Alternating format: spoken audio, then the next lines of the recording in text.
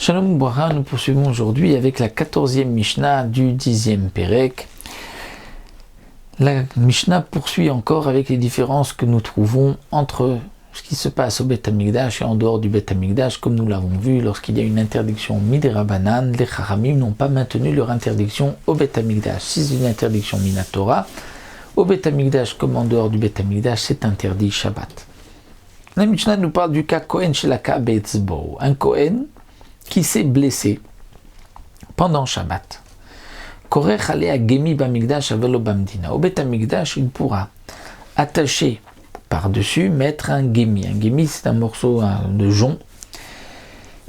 Il pourra le mettre bamigdash, au Beth Amikdash, mais pas en dehors du Beth Amikdash. Pourquoi? Mettre un gemi, explique le Barthénora, ce morceau de jonc va guérir, cicatriser la plaie, puisque maintenant il en a besoin pour servir au Beth Amikdash, parce que il ne peut pas servir avec cette plaie au Beth Amikdash, il la recouvre avec le gemi, le jonc. Donc là, ce sera permis. Korer la gemi bamigdash, c'est pour le besoin du Beth Amikdash.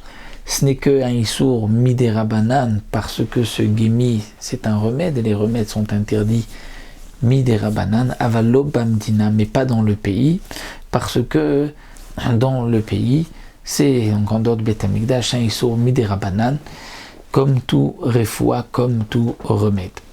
Alors c'est vrai qu'on pourra se poser la question que nous rapporte ici le Tosfot Yom Tov, mais c'est que lorsqu'on met un gemi sur le doigt, il va y avoir maintenant une chatzitza. Et nous avons vu plus haut qu'au contraire, on devait enlever la rétilla, donc le pansement, pour ne pas qu'il y ait de chatzitza, d'interruption entre le kli et la main du Kohen.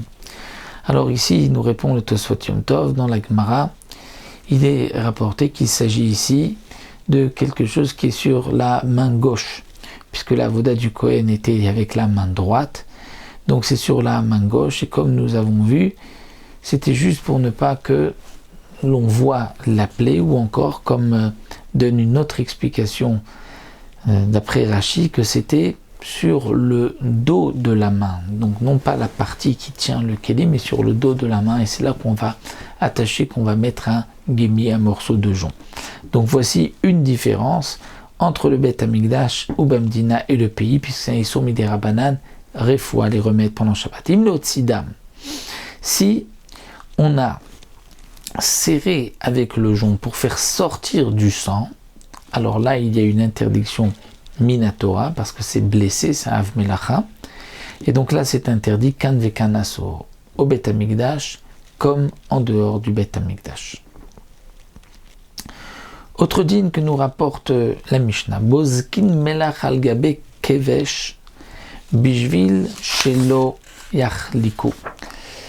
Comme nous savons, au Beth Amikdash, il y avait un misbeach. Le misbeach, l'autel Beth Amikdash, il y avait un kevesh, une pente pour pouvoir monter et arriver en haut du misbeach.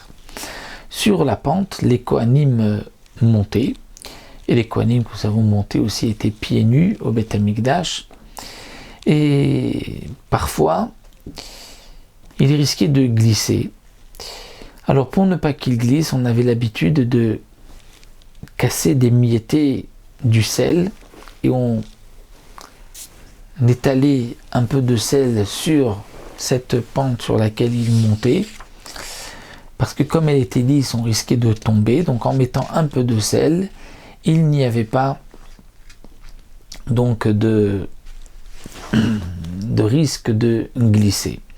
Là encore, on va se poser la question, mais comment est-ce possible qu'on pouvait mettre du sel? Puisque si on met du sel, il y a maintenant une chatzitza entre les pieds et la rampe, et on ne pouvait pas mettre de chatzitza entre les pieds du Kohen qui devait être sur le sol et sur la rampe elle-même.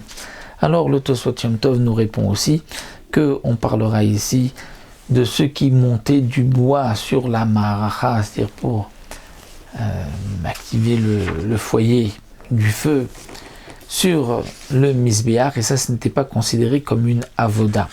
Donc on pourra casser, piler le sel, l'étaler dans le Mikdash, mais pas Bamdina, pas dans le pays, c'est-à-dire pas dans un endroit si on a le même problème en dehors du Beth Amikdash, parce que c'est Metaken.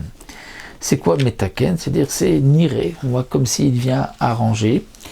Et le Tosfot Yom Tov nous rapporte aussi la chaîne de Rabbi Nathan qui disait c'est comme si il est bonné, c'est-à-dire comme s'il construit, comme s'il arrange le sol de sa cour.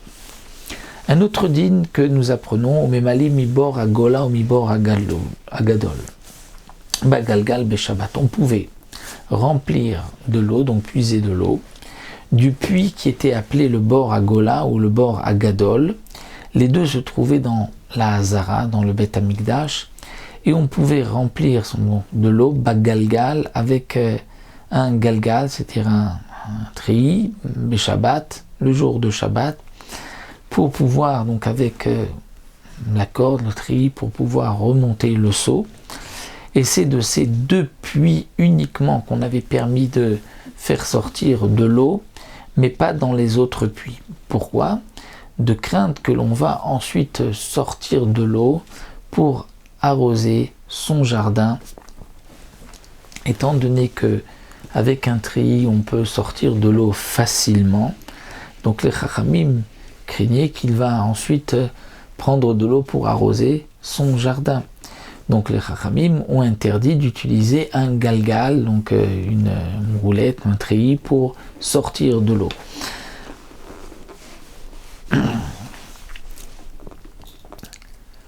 Donc il faudra dire que seulement dans le Beth Amikdash on avait permis de ces deux puits, bord à Gola et bord Gadol, et d'utiliser le galgal, le treillis, cette roulette, bien que dans le reste du pays c'est interdit. Le Barthénoura nous dit, mais on pourrait se poser la question pourquoi il n'y a pas, il dit dans un endroit où il n'y a pas de jardin, où il n'y a pas de rachash, qu'il va arroser son jardin, on pourra donc même puiser de l'eau avec un treillis, avec cette roulette. Pourtant, il va y avoir quand même un bruit. Et donc il y a peut-être un issour Mashmi à kol, il dit non, c'est seulement si c'est un kol de shir, d'une chanson, mais c'est juste un bruit, il n'y a pas d'interdiction. De même, il dira on peut taper sur une porte Shabbat, ce n'est pas considéré comme si on fait de la musique. Un autre dernier point, Umi Be'er Akar Beyom Tov, et on pourra puiser de l'eau du puits Akar. C'est-à-dire quoi Akar? Alors le Barthénoura nous dit, il y avait là-bas un puits d'eau de source qui était appelé Be'er Akar, c'est-à-dire Akar de Shon Mekor, c'est-à-dire de la source. Et ce puits était pour tous ceux qui venaient au moment des trois fêtes, les Bnei Agola qui venaient au moment des trois fêtes à Yerushalayim, et les Nevi'im, les premiers Nevi'im, Chagai, Zecharia et Malachi, avaient permis de puiser de l'eau avec un treillis, avec donc une roulette, et ils leur avaient permis d'utiliser ce puits, et donc ce éther est resté donc par la suite Beyom Tov, même en dehors du Beth Amikdash, alors que les autres puits de source, il y a une interdiction, comme nous l'avons vu, de peur que l'on va ensuite arroser son jardin. Donc nous avons vu dans cette Mishnah aussi quelques différences entre ce qui se passait au Beth Amikdash et entre le reste de la Médina du pays. Et nous avons vu que chaque fois que c'est une interdiction midé Rabbanan, on fait cette différence parce que En Shud, Bamikdash, tout ce qui concerne le Beth Amikdash, il n'y a pas d'interdiction midé Rabbanan. Il nous restera une dernière Mishnah pour terminer la Masechet Bezrat Hashem la prochaine fois.